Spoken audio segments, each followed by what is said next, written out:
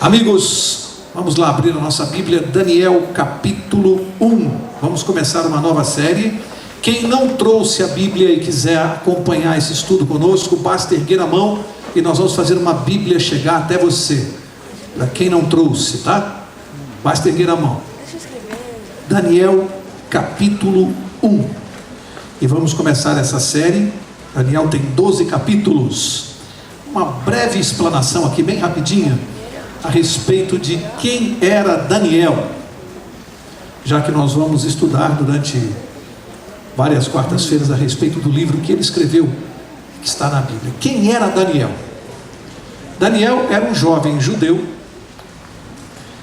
nascido numa família de classe média alta, educado em bons colégios da época, em Jerusalém, e de repente no final da sua adolescência, quando ele tinha aproximadamente 18 anos, o que acontece com ele? Uma surpresa, algo que ele não previa.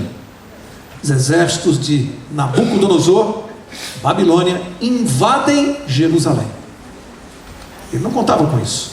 E de repente Nabucodonosor resolve trazer para a Babilônia vários cativos. Pegava as pessoas do povo que tinham maior inteligência, cultura, conhecimento. Estes ele trazia presos para a Babilônia. E aqueles do povo, as pessoas mais simples, eram mortas, assassinadas ou abandonadas lá. Quem repetiu essa estratégia mais perto aqui de nós foi Hitler. Hitler fazia isso. A Alemanha, quando invadia outros países, eles pegavam os cientistas, os homens cultos, esses eles não matavam. Eles traziam para a Alemanha e com isso eles desenvolveram muito a ciência. Hitler copiou isso de Nabucodonosor.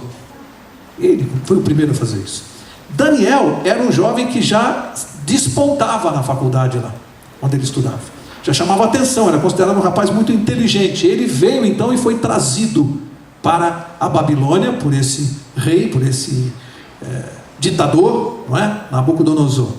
E de repente nós vamos nesse livro estudar a história de alguém que de exilado, de cativo, veio a se tornar o quê? Conselheiro do rei Nabucodonosor. Impressionante a trajetória desse jovem. De preso, de exilado, ele passa a ser, nós vamos estudar como, quando, ele passa a ocupar um dos cargos mais importantes do palácio. Um rapaz, um jovem de 18 anos.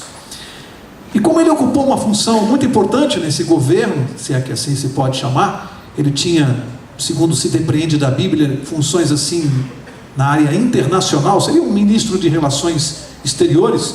Ele desenvolveu muito esse contato, desenvolveu muito a maneira de escrever, de se relacionar e de pensar e de raciocinar, adquiriu uma cultura geral assim muito grande em relação aos povos, e isso fica muito claro nos seus escritos. O livro de Daniel é considerado por especialistas como um livro de escritura, de escrita fácil e muito prático. Ele é muito objetivo naquilo que ele escreve. O pensamento dele ele flui com clareza, mostrando a influência que a atuação política dele teve e para que ele pudesse escrever com a mesma clareza e objetividade. Eu acho que essa é a palavra. Ele comunica o pensamento com muita objetividade, lógico, numa linguagem da época, uma maneira de escrever do tempo dele, mas comparando com os escritos do tempo dele, ele se destaca pela forma de escrever, muito prática, muito objetiva. Vai lá, Daniel capítulo 1, verso 1, lembrando o seguinte ainda, o livro de Daniel tem 12 capítulos, e ele se divide em duas partes. A primeira parte é histórica e a segunda parte é profética. A parte histórica vai do capítulo 1 ao capítulo 6, e a parte profética do 7 ao 12. Na parte histórica, Daniel vai retratar muito o conflito entre o bem e o mal. Está muito claro isso nos 6 primeiros capítulos, como ele descreve esse conflito entre o bem e o mal. E já na parte profética, que nós vamos ver que tem muito a ver com o Apocalipse, muito a ver, ele descreve a tentativa humana de estabelecer um domínio mundial. Na parte profética, tentativa do homem de estabelecer um domínio mundial, inclusive com perseguição do povo de Deus. Fica muito claro para quem estuda Daniel essa divisão. Até o capítulo 6, uma maneira, do capítulo 7 em diante, profecia, e profecia voltada mas até para o nosso tempo. Tanto que no final, Deus diz: sela este livro e guarda para o tempo do fim. Portanto, é um livro que tem a ver conosco. O que nós vamos fazer aqui essas quartas-feiras? Além de aprender sobre o livro de Daniel, nós vamos ver o que esse livro tem a ver com a sua vida e com a minha, que é isso que interessa. O que está escrito aqui que tem a ver comigo e com você? O que isso ajuda na minha vida, no dia a dia? Que lições eu tiro para a minha vida do que eu vejo aqui? E já no capítulo 1, vocês vão ver quantas lições para nós. Eu acho que ninguém essa noite vai sair daqui da igreja sem um puxão de orelha de Deus. Vocês vão ver. Que lições para nós. Nós vamos tirar do capítulo 1 de Daniel. Para vocês verem que isso aqui não é fantasia. Isso aqui é uma coisa que se aplica à nossa vida. Tem tudo a ver conosco. Então vamos lá. Daniel, capítulo 1, verso 1. Diz assim: no terceiro ano do reinado de Joaquim, rei de Judá, veio Nabucodonosor, rei de Babilônia, a Jerusalém e a sitiou, a cercou, dominou. Olha só, a data desse acontecimento: ano 605 a.C. Como é que eu sei essa data? E você? Porque isso está na história, nós estudamos. Basta você ver o ano em que a Babilônia começou a mandar no mundo. Quando é que se instalou o império da Babilônia? Pronto, ano 605. Isso confere com a Bíblia. O que a Bíblia está relatando aqui, nós estudamos na história, ou em história. Portanto, a data aqui não pode ser outra, é aquela que a história revela para nós. Ano 605 antes de... Faz muito tempo isso? Aproximadamente 2.500 anos, né? 2.400 anos. É muito tempo isso que está acontecendo aqui. E vocês vão ver que coisa impressionante. Aqui diz que a Babilônia invade Jerusalém. O que te lembra quando a gente fala de Jerusalém e povo de Judá? Povo de quem era esse? Povo de Deus. Não há dúvida quanto a isso. A Bíblia é clara, né? Desde que Israel saiu do Egito, foi liberto da escravidão, Deus elegeu este povo como a sua herança, a sua nação escolhida. O povo de Israel, claramente no Velho Testamento, é indicado como sendo o povo de Deus. Então surge uma pergunta: foi Deus quem retirou esse povo da escravidão do Egito, estão lembrados? Quando é que isso aconteceu? Só para a gente comparar. 1445 a.C. 1445 a.C., o povo de Israel é liberto do Egito. Aqui nós estamos no ano 605, portanto 800 anos depois. Esse povo já tinha sido liberto do Egito. Aí vem agora a Babilônia e invade e toma conta de Jerusalém. Qual é a pergunta que surge na sua cabeça? Pensa um pouquinho. Povo de Deus sendo feito de novo escravo. Não surge uma pergunta na sua cabeça? Por quê? Por que Deus deixou? Por que Deus permitiu de novo? Será que tem alguma lição para você e para mim? Nesse episódio aqui? Babilônia, pelo que nós estudamos em Apocalipse, é sinônimo de quê? Confusão de religiões, também como sinônimo de pecado. Babilônia é sinônimo de pecado. Portanto, aqui quando a Babilônia escraviza Jerusalém, toma conta, invade, domina, simbolicamente o que Deus está ensinando para nós? O pecado escraviza. É um símbolo, é o retrato da escravidão. Este povo da Babilônia, que domina e escraviza, simboliza o homem escravo do pecado hoje. Isso vale para o tempo de Daniel e vale para o nosso tempo. A Babilônia continua invadindo Jerusalém no mundo espiritual? Sim ou não? Sim. Deus tem lições para nós. Deus quer ensinar alguma coisa para nós. Porque tem gente que se choca com isso aqui, estranha isso aqui. Mas olha o que Deus está ensinando. Pecado. Olha o que o pecado faz se você brincar com ele. Olha só. Quando esse povo foi escravizado, ele permaneceu muitos anos lá na Babilônia. E nós vamos estudar mais para o final, aliás, o último verso dessa noite, que quando Ciro derrotou o exército de Nabucodonosor, ele baixou um decreto, não sei quantos se lembram, liberando o povo judeu para voltar para a sua nação. 70 anos depois, lembram-se da profecia de Jeremias?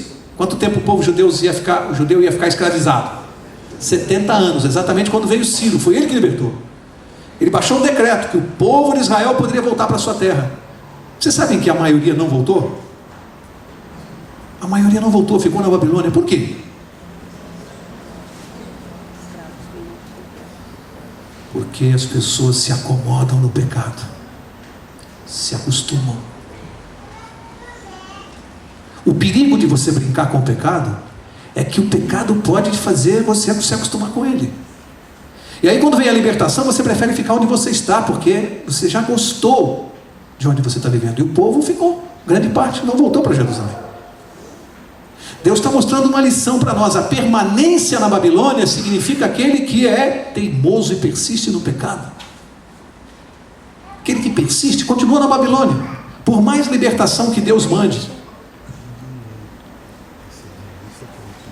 Engraçado que lá no livro do Apocalipse, olha o paralelo, lá no Apocalipse, que nome Deus dá ao poder que vai escravizar o povo de Deus e que será libertado finalmente? Como é que chama-se? Vai cair a grande Babilônia.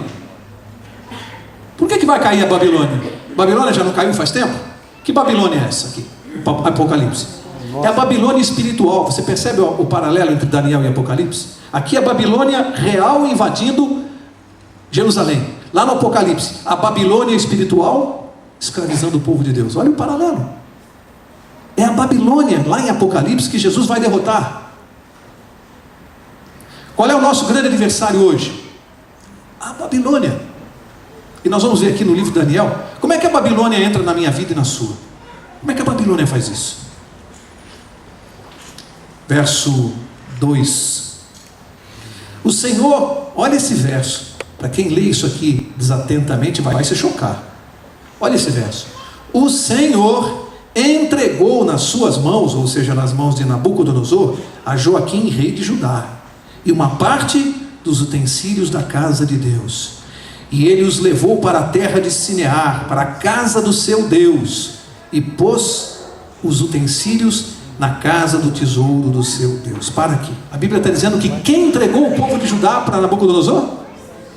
Quem? Deus. E como é que você entende esse verso aqui? Deus pegou e entregou o povo? Foi isso? O que quer dizer aqui? Deus permitiu. Lembra-se? Há várias vezes na Bíblia que você encontra esse verbo que é conjugado na forma permissiva. Lembra-se lá? Deus endureceu o coração de Faraó. Como é que você entende isso? Deus permitiu que o coração de Faraó se endurecesse. Aqui é a mesma coisa, Deus permitiu. Eu gosto das ilustrações porque elas ajudam. Vamos entender isso aqui. Imagine aquelas pessoas que ficam brincando na corda bamba, aqueles que trabalham no circo, né? Ficam fazendo trapézio lá. O que fica embaixo enquanto eles estão treinando? A rede. A rede de proteção. Dá segurança, não dá? Você fica fazendo aquelas coisas lá em treinamento, mas se você cair, tem uma rede ali. Você não morre. Tem cristão que sabe que a rede de Deus está ali e fica brincando com o pecado. Brinca porque sabe que se cair, Deus está ali. Deus é amor, Deus salva, e fica brincando com o pecado. Deus adverte uma vez, 2, 3, 10, 1 século, 2, 5, 8, 10 séculos. Quantos profetas Deus mandou antes de Nabucodonosor invadir a Babilônia, Jerusalém? Quantos profetas? Você pode contar na sua Bíblia. Vamos citar rápido aí: Isaías, Jeremias, Oséias. Vai vendo a relação de profetas que Deus mandava a cada século, com advertências para o povo. E o povo continuava zombando, inclusive dos profetas. E Deus dizendo assim: olha, eu vou tirar a rede. Para com a brincadeira que eu vou tirar a rede. E a pessoa fica brincando com o pecado, confiando. E chegou um dia, o que Deus fez? Tirou a rede. É isso que quer dizer entregou. Deus retirou a sua proteção. É isso que entregar para Nabucodonosor. Retirou a proteção. Se vocês caírem, vocês vão se machucar, porque eu vou tirar a rede para acabar com a brincadeira. E tirou. E a Babilônia foi lá, simbolizando o pecado, e escravizou. Tomou como brincaram tanto com o pecado, se tornaram escravos dele. É isso que Deus está ensinando para nós. Está dizendo: Mauro, se você brincar com o pecado, um dia eu vou tirar a rede e a Babilônia vai invadir Jerusalém na tua vida. E você vai cativo. E o povo brincou por séculos. Quais eram esses? O que Deus queria mostrar retirando a rede de proteção? Algumas coisas. Primeiro, Deus queria mostrar para o seu povo a diferença entre servi-lo, o Deus verdadeiro, e servir ao paganismo. Eles tinham de tudo enquanto eram um povo de Deus abençoado. Quando se tornaram escravos, Deus está dizendo: tem diferença entre me servir e servir ao paganismo? Deus queria mostrar. Experimentem servir ao paganismo, vocês vão, que tipo de vida vocês vão ter? De escravos. E vocês nasceram para serem reis, mas escolheram ser escravos. Experimentem a diferença. Segunda coisa que Deus queria mostrar, e isso a gente precisa entender, amigos, também servia como punição. Punição pelas apostasias de Israel. Por todas as vezes que Israel desobedeceu, brincou e zombou de Deus. Essa permissão de Deus também é uma punição. Quer dizer que eu, na minha vida, se ficar brincando com o pecado, também posso receber punição na minha vida. Deus está ensinando isso. Só que é isso que é importante a gente guardar. Quando a gente lê isso aqui assim, solto, fora do contexto, mas quantos séculos de advertência Deus deu a esse povo antes de permitir que Nabucodonosor escravizasse? Quantos séculos? Eu contei aqui alguns, quase 10 séculos, de advertências de profetas. Ou seja, Deus nunca deixa alguma coisa acontecer na sua vida e na minha, sem antes advertir. Ele manda uma vez, 2, 3, 10. As advertências vêm. Ninguém pode reclamar. Ninguém. Aqui nós estamos há várias quartas-feiras, quase 6 meses, estudando o Apocalipse, um livro cheio de advertências. Então a pessoa vem aqui toda quarta e ouve as advertências de Deus. Ouve. Ora, amigo, se você quiser continuar a sua vida sem fazer nenhuma mudança, se você quiser ignorar a palavra de Deus, viver do seu jeito, não reclame de Deus lá na frente, porque as advertências foram muitas, incessantes. Ele manda recado, até uma hora que ele diz: eu vou tirar a rede de proteção, e tira, para nosso bem, porque você vai ver que o povo de Israel, com essa lição, aprendeu muita coisa. No cativeiro a gente aprende muita coisa. A primeira, tem que aprender a não gostar dele. É a primeira lição. Tem que aprender a não gostar. Pecados de Israel que levaram ao cativeiro. Não vai dar tempo de a gente ler. Eu só cito como referência, se alguém quiser anotar para ler em casa. Se você quiser ler essa pesquisa, marca aí a referência das coisas que eu vou citar. Você vai encontrar em Jeremias capítulo 9, verso 14. Você vai encontrar em Jeremias capítulo 17, dos versos 19 a 27.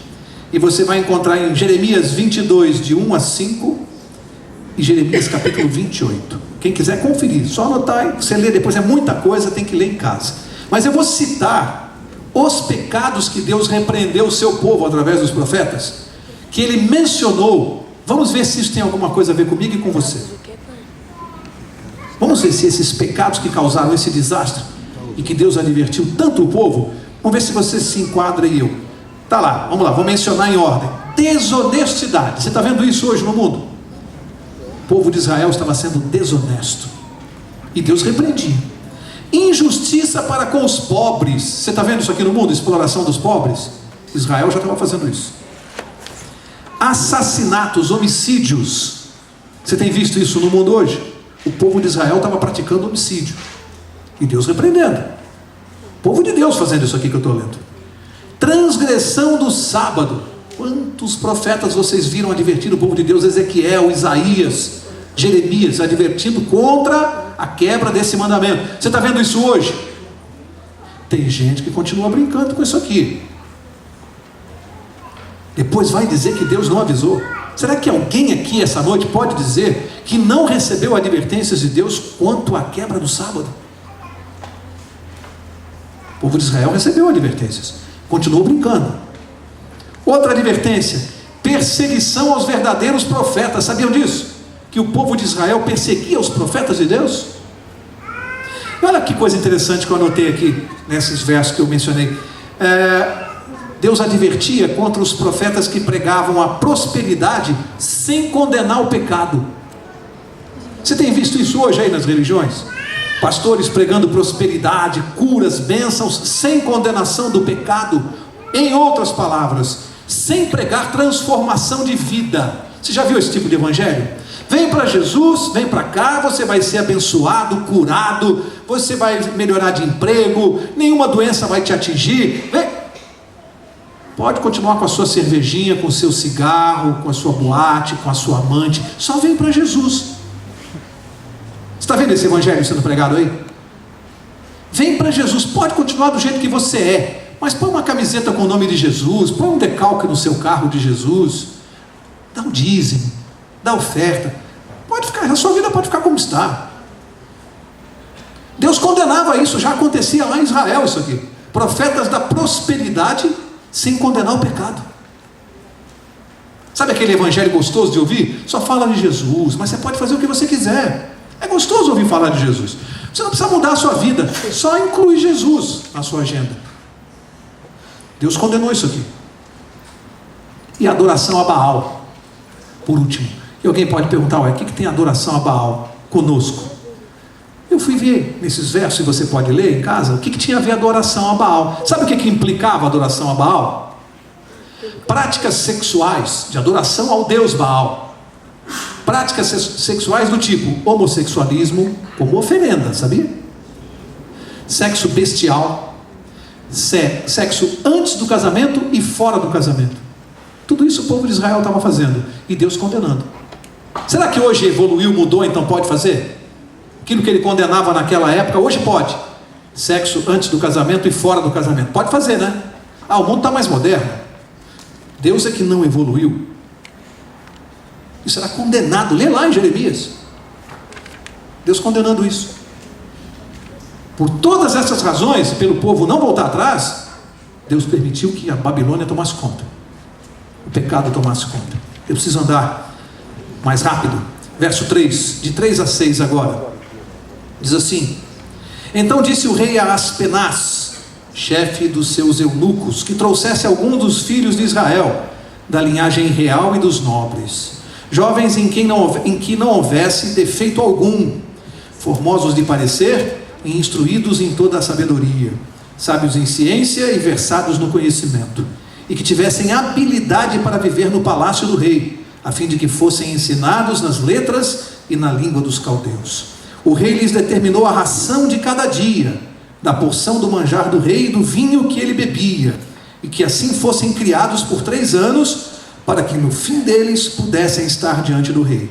Entre eles se achavam dos filhos de Judá, agora os 4 jovens: Daniel, Ananias, Misael e Azarias e Paraque. Bom, agora a Bíblia relata que entre estes que Nabucodonosor mandou escolher, jovens sem defeito, diz a Bíblia, sem defeito de caráter, com conhecimento, com cultura, sábios, ou seja, jovens com QI alto, caráter irrepreensível. Mandou escolher. Quais 4 escolhidos? Daniel, esses 4 aqui: Isaías, Ananias, Misael e Azarias. Os 4 foram escolhidos.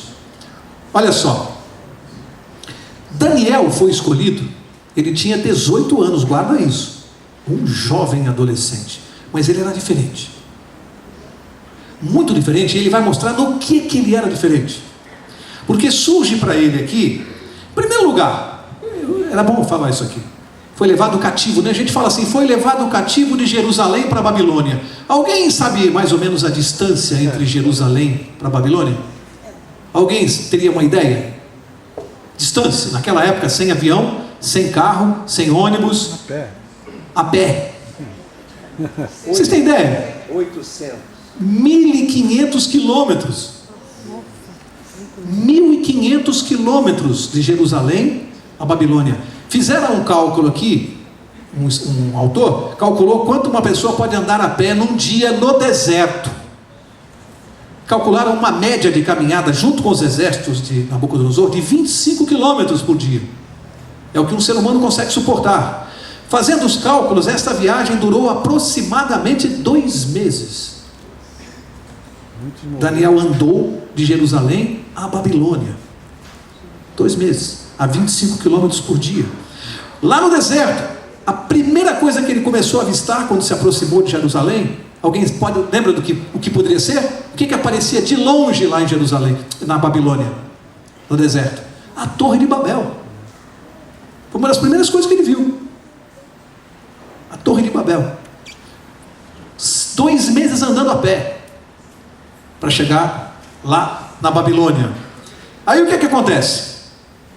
Acontece uma coisa aqui que vai chamar a nossa atenção no verso 7. Primeira coisa que aconteceu, verso 7.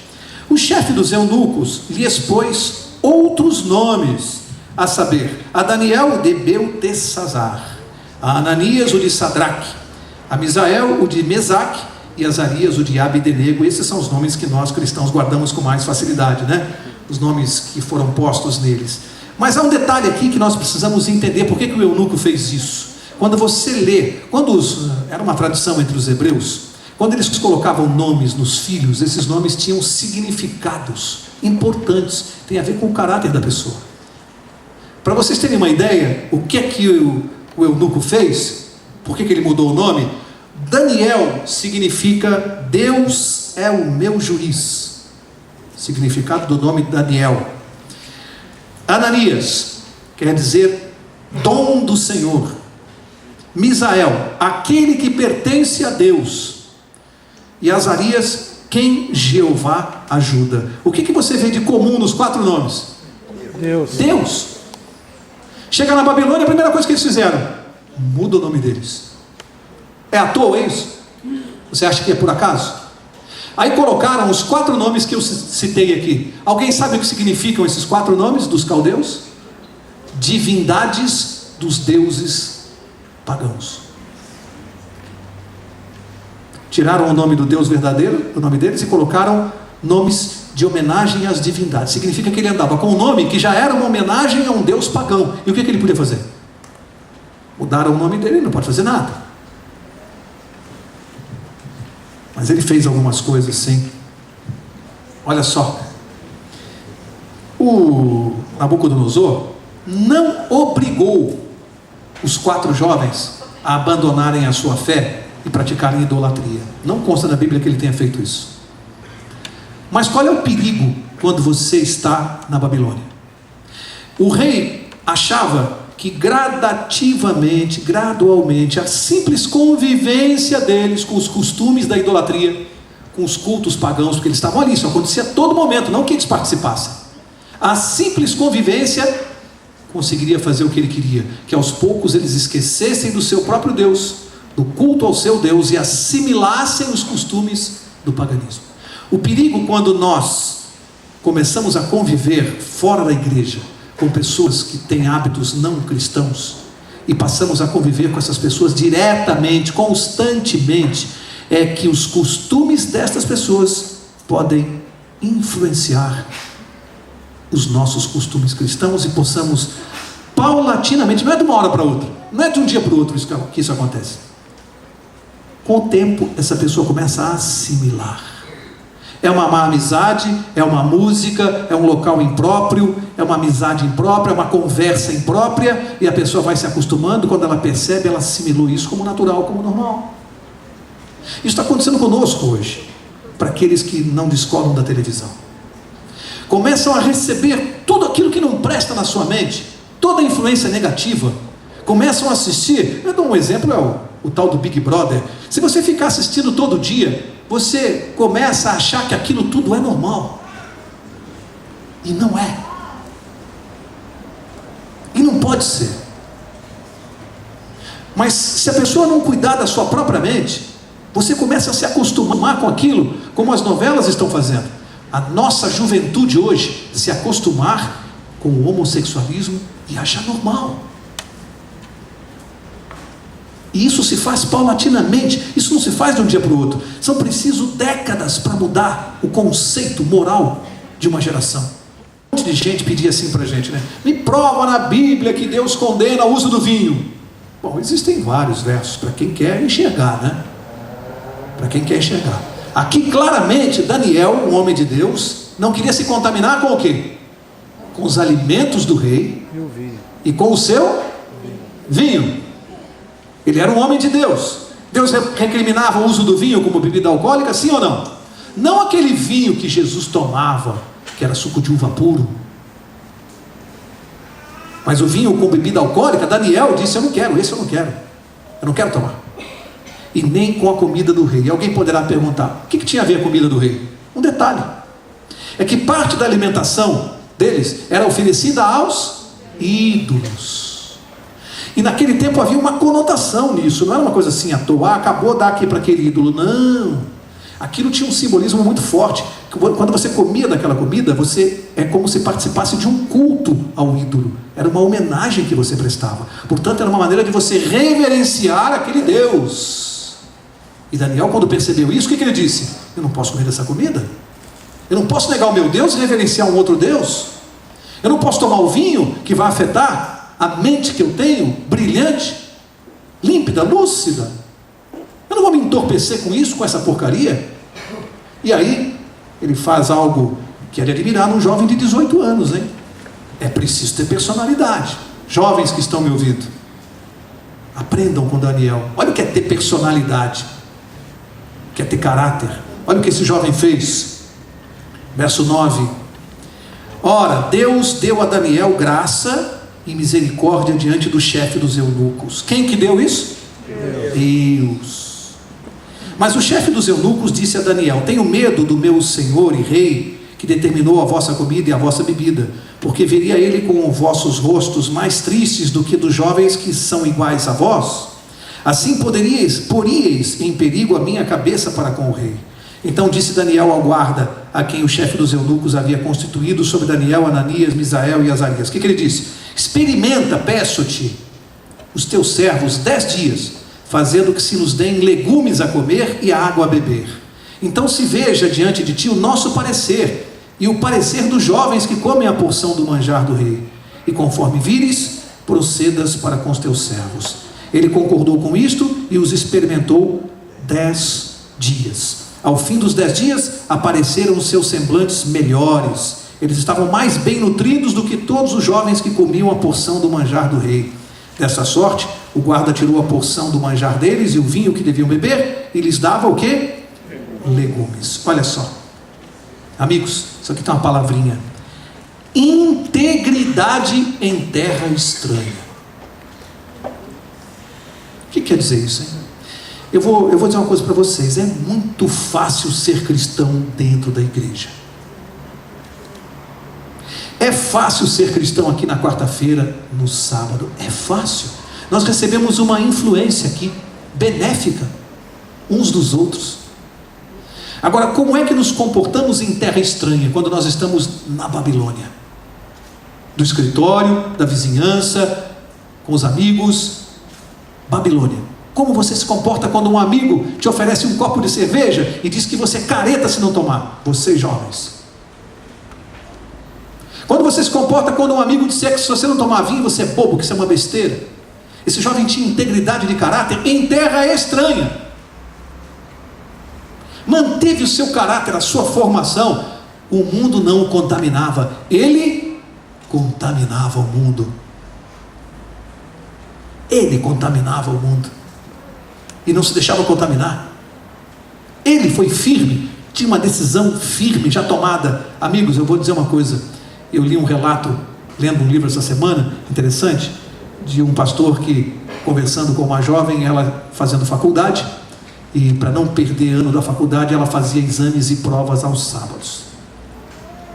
E o pastor foi conversar com ela e explicar que ela não devia fazer isso. E ela respondeu: ora, pastor, eu não posso perder um ano por causa do sábado. E o pastor respondeu: e por causa de um ano você vai perder a eternidade. É uma questão de integridade. E qual é a lição que Daniel traz? Amigos, se ele deixasse para decidir na hora que o rei disse: está aqui o alimento para vocês, e fez isso pensando no bem-estar dele, ele ia comer da comida do rei, e a bebida do rei. Podia ser uma desfeita ele não aceitar. Se ele tivesse que decidir na hora, o que ele faria? Comeria e tomaria o vinho. Lição para nós: certas decisões nós temos que trazer de casa. Não são decisões para tomar na hora. Eu não posso deixar para no meu escritório pensar assim, para quem tem um chefe. Se o chefe pedir para você sexta-feira trabalhar até as 10 da noite, eu não posso na hora deixar para resolver o que eu respondo para ele. Essa resposta tem que vir de casa. Não tem que pensar, não tem que negociar. Isso é questão de princípio. Isso eu não tenho que decidir. A decisão já está tomada. Então há decisões na vida que nós temos que trazer de casa. Mauro, olha, eu estou fazendo uma falcatrua aqui com esse cliente, eu queria que você não falasse nada e nós vamos dividir o dinheiro. Eu vou pensar? Isso é uma decisão que eu tenho que trazer de casa. A resposta tem que estar na minha mente, pronta. Não, eu não compactuo com isto. Questões de caráter não se decide na hora. Não se pensa na hora. São decisões que você já tem que trazer. Elas são imutáveis. Esse jovem mostrava isso. Ele já tinha suas escolhas, independente do que lhe acontecesse. Ele não tinha medo das consequências, porque ele confiava no Deus dele, que é o nosso. Ele não tinha medo das consequências. E olha, amigos, não faltariam desculpas a Daniel se ele quisesse tomar o vinho. Ele teria desculpas. Ele teria: como eu posso fazer? Eu estou cativo, eu estou sob os cuidados do rei, eu estou estudando aqui na universidade dele, eu tenho uma bolsa de estudos, o que eu posso fazer? Ele está sendo gentil comigo, ele não está fazendo isso de maldade, ele não tem conhecimento. Qual é o problema de eu comer da comida dele e tomar o vinho dele? Ele teria desculpas, mas ele não queria dar desculpas. Se nós quisermos violar o sábado, amigos, nós sempre vamos ter desculpas. Sempre. Sempre vai ter um motivo importante. Mas ele não queria as desculpas, ele queria ser fiel a Deus. Ele já tinha a decisão tomada. Interessante é que ele foi firme com o eunuco, o seu pedido. Os 4 jovens foram lá pedir para ele. O que eles negociaram? Vamos fazer o seguinte: eles foram firmes, mas foram polidos. Eles não foram arrogantes, nem disseram assim: não, de jeito nenhum, isso aí é comida de Satanás, eu não vou comer isso. Não. Polidos. Escuta, vamos fazer uma coisa. Vamos fazer uma dieta vegetariana 10 dias, e vocês depois comparam a maneira como nós estamos e os outros rapazes que estão comendo e tomando vinho. Faz uma comparação e depois de 10 dias você resolve. O eunuco achou interessante a proposta. Falou: 10 dias tudo bem, vamos fazer. Esses caras comendo só verdura aqui e legume vão estar raquíticos e pálidos. Depois de 10 dias, o que a Bíblia diz? Estavam mais saudáveis, mais rápidos de raciocínio, mais inteligentes, com mais saúde, com um semblante, mais do que os outros que estavam comendo de tudo e bebendo vinho. E aí o eunuco não teve saída. Falou: não, realmente deixa eles comerem a dieta deles aí, vegetariana, porque isso tem alguma diferença aí, porque não é possível, olha como eles estão. Eles foram polidos. Que lição eu posso tirar para mim, hein? No contato com as outras pessoas, quando eu quero levar a verdade de Deus, é preciso ser polido, inteligente, não agredir os outros, não agredir a fé das pessoas, nem a convicção das pessoas com um linguajar que às vezes é pesado. Eu me lembro de uma ilustração do querido pastor Feiraben. Como eu gostava do pastor Feiraben. Ele tinha uma ilustração para dizer, às vezes, a pregação de certos cristãos na sua família ou no seu trabalho. Tem cristão, o pastor Feiraben dizia assim: um homem estava no leito do hospital, na UTI, com um tubo de oxigênio. Recebeu uma visita da sua filha. A filha foi lá, se aproximou da cama do pai e começou a falar com o pai, e de repente ele começou a perder o fôlego. E foi ficando roxo e falando para ela, falou: pai, o que é? Fala, pai, fala comigo. E ele, roxo, sinalizando, ela não entendia. Que é, pai? Cada vez mais nervosa, ele mandou ela se aproximar. Quando ele chegou bem perto do ouvido, o pai falou assim, com pouca voz no ouvido da filha: tira o pé do oxigênio. Ela estava pisando no tubo do oxigênio, estava faltando ar para ele. Às vezes nós queremos ajudar a salvação das pessoas e estamos tirando o oxigênio das pessoas.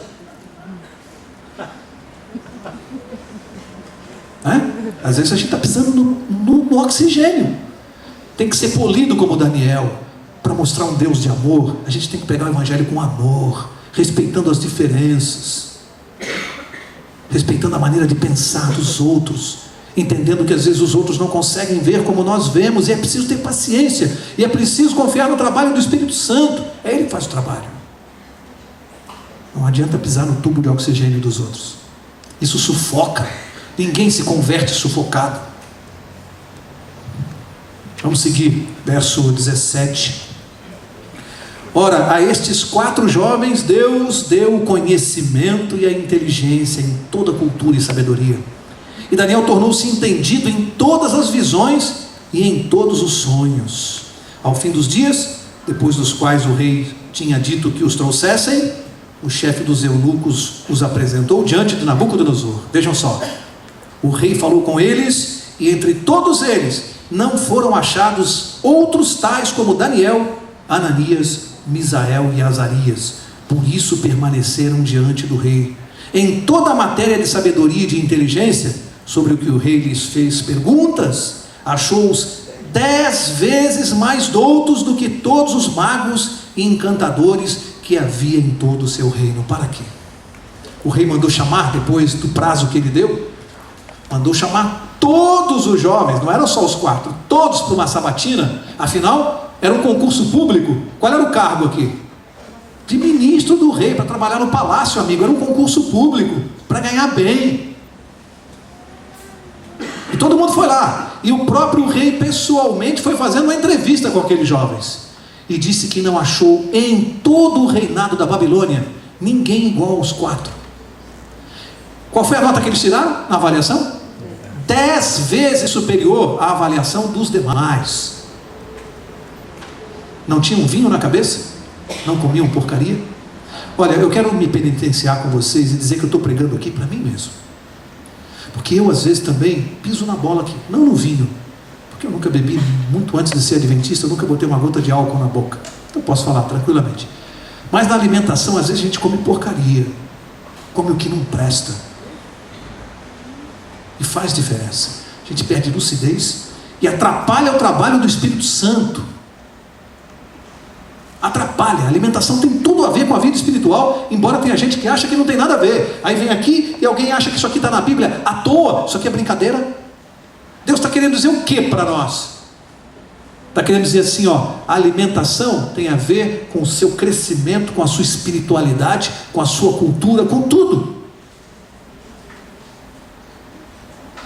E aqui, eles não usavam a comida do rei e não usavam bebida alcoólica, que atrapalha o raciocínio. Está provado pela ciência que o álcool queima as células do cérebro, a perda de memória e tantas outras coisas. Conversa com o médico.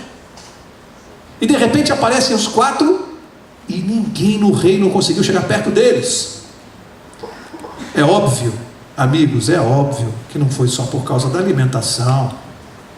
A fidelidade a Deus fez com que Deus os abençoasse. A Bíblia diz: Deus deu a eles mais conhecimento e cultura. Lógico, aqui é uma cooperação entre o homem. Daniel fez a parte dele, os jovens fizeram a parte deles, e Deus fez a dele. Você quer receber bênçãos de Deus? Faça a sua parte, obedeça, siga os conselhos de Deus. Eles estão mostrando aqui, por trás da alimentação, do vinho, tem coisa muito importante aqui, amigos. Tem fidelidade, princípios, retidão de caráter, jovens que não foram influenciados, deram um bom testemunho para o rei. O que vocês acham? No mínimo Nabucodonosor ficou pensando: mas não é possível, o que eles têm de diferente? E os outros disseram: não sei, esse tal desse Deus que eles falam aí, eles são meio malucos, né? Só comem verdura. Povo meio estranho isso aí, né? Mas não dão trabalho, não bebem, não brigam, família estruturada, respeitam os outros, são educados. Tudo que vocês mandam, que a gente manda eles fazerem, eles fazem com rapidez, fazem direito, fazem bem, são competentes. Estranho. E o rei acho que perguntou: e não bebem álcool? Que absurdo! Não tomou nada? Como consegue?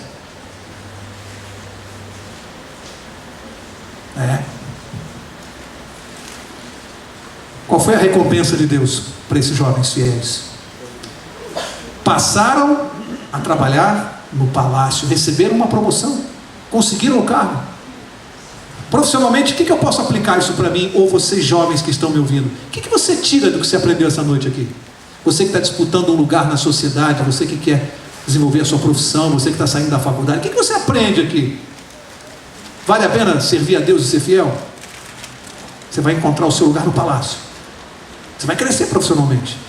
Você vai se destacar. É isso que Daniel está ensinando para nós. Como é que ele cresceu? Porque recebeu bênção de Deus. Olha, engraçado que eu anotei uma coisa aqui que eu li. Alguém sabe quem foi contemporâneo de Daniel? Um grande filósofo, Confúcio. Quem estuda filosofia estuda muitos pensamentos de Confúcio. Filósofo Confúcio perdeu nesse exame aqui para Daniel. Para vocês terem uma ideia do que nós estamos falando.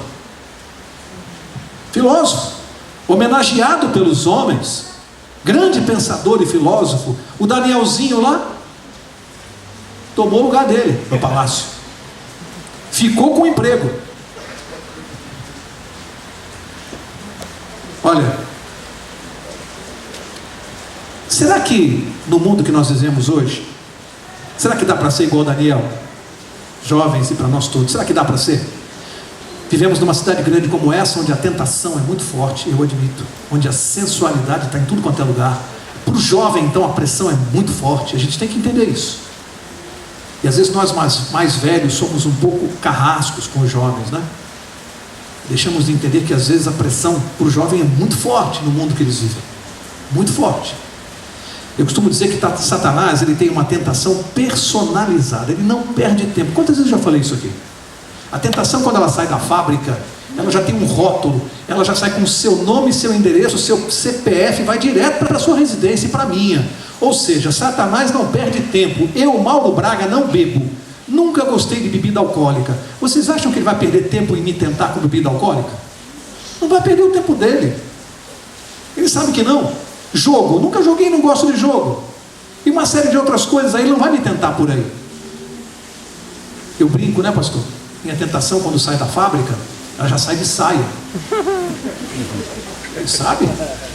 Ele não perde tempo. Cada um tem o seu ponto fraco e ele conhece. Se eu não me entregar para Jesus, as coisas complicam. Ele já sabe disso. Então o que Daniel fez, vocês acham que ele não tinha tentações? É claro que tinha, um jovem normal. A diferença é que ele recorria a Deus em oração. Ele era fiel a Deus, ele era abençoado por Deus. Ele tinha princípios retos, mas tentações ele tinha.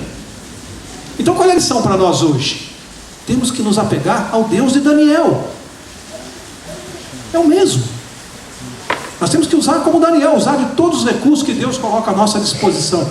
Oração, leitura da palavra, retidão de caráter, princípios e decisão tomada de casa. Para encerrar, verso 21.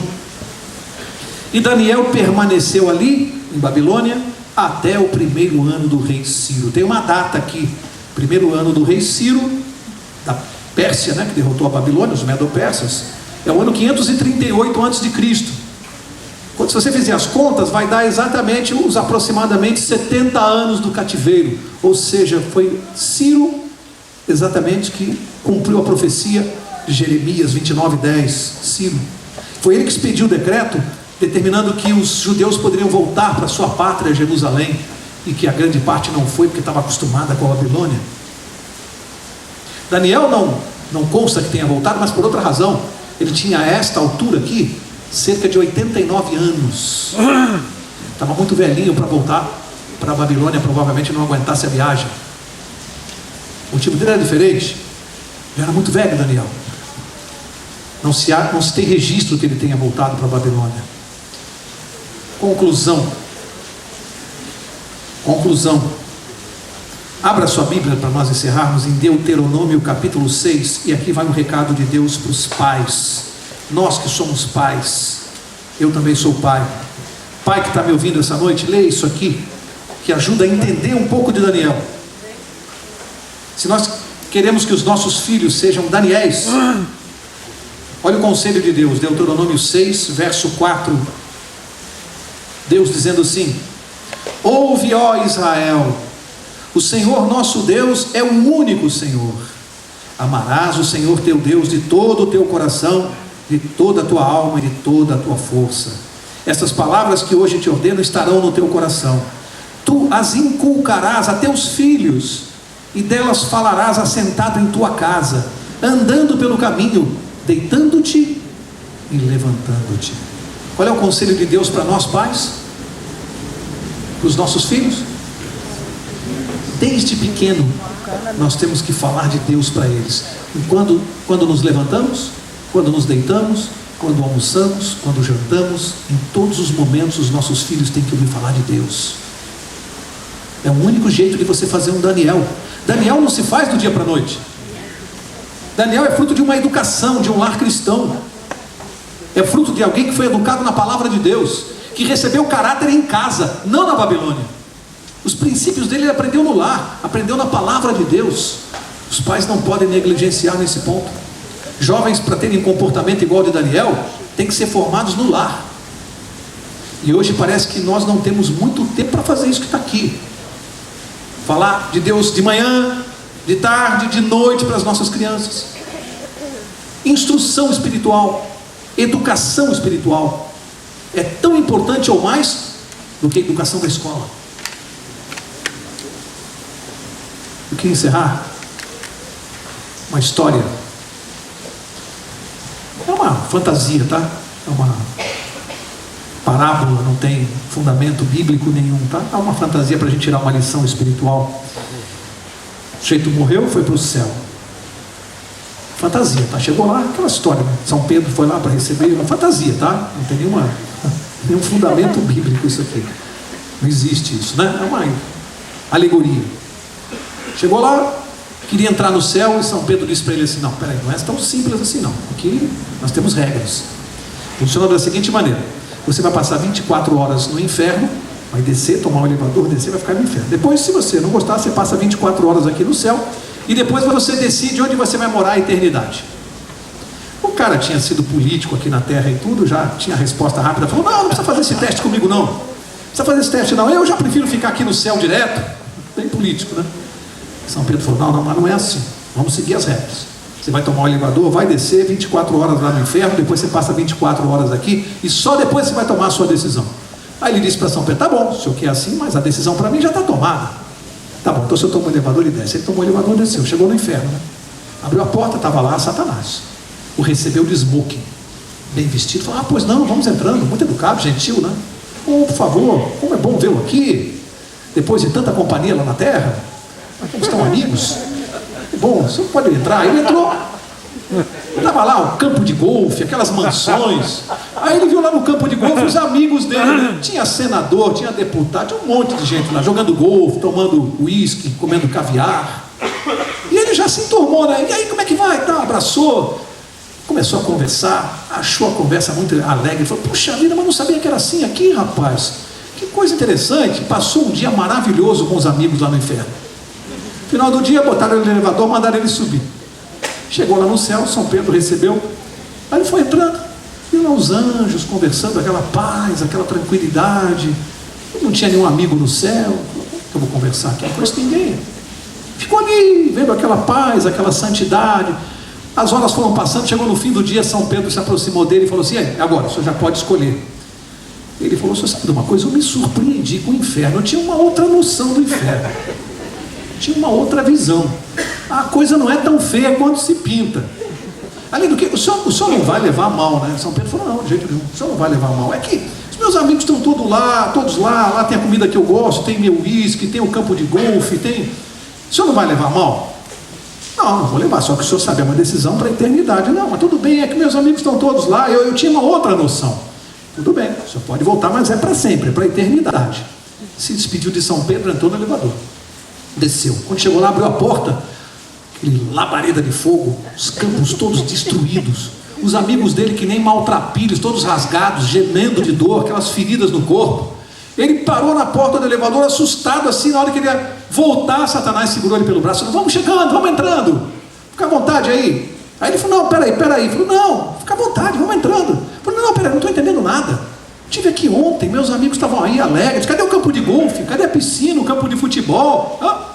E Satanás falou assim: calma, vamos entrando. Ele falou: não, eu não quero entrar. O que aconteceu? Satanás falou: é que ontem nós estávamos em campanha, hoje já conseguimos o seu voto.